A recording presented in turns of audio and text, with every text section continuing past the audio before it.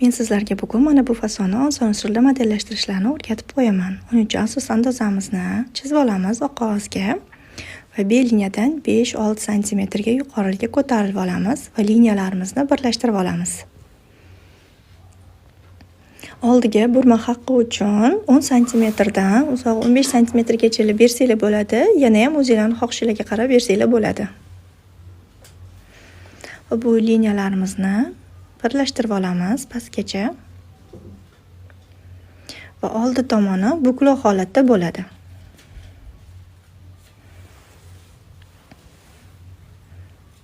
Endi tepadagi vitichkamizni joyini sal ko'chirib olamiz. Uning uchun ikkita vitichkamiz oralig'ini 2 cm dan ko'chirib olamiz. Va tepada B liniya ko'targan joyimizdan 9-10 cm belgilab olamiz.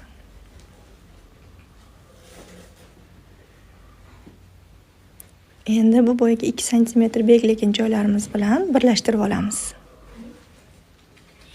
Vitichkamizni bu tomonga ko'chirib olganimiz hisobiga bu yoqlari kerak emas, o'chirib tashlaymiz.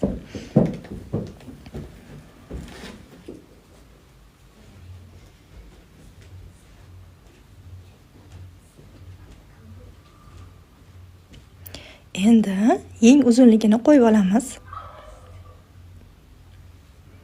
Xohishingizga qarab qo'ysanglar bo'ladi yeng uzunligini va beldan ham tekislikni tushirib olamiz.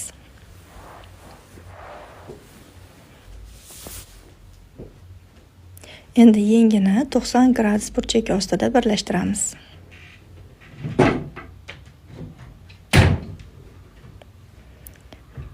Kerak emas joylarni o'chirib tashlaymiz. Va tepaga ham burma haqqini berib olamiz. Burma haqqini ham xohishingizga qarab bersanglar bo'ladi. Eng srednisi 9 dan 10 cm gacha.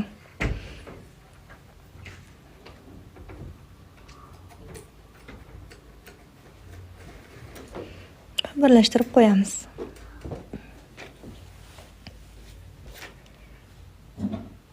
Bu tepasini ham buklov holatda bichsanglar, shunda chok tushmaydi. Bel tarafini ham chiroyli qilib pastga birlashtirib qo'ysanglar bo'ladi.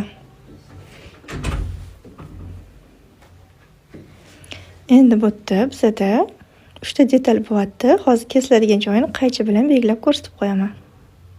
Mana shu joylari kesiladi.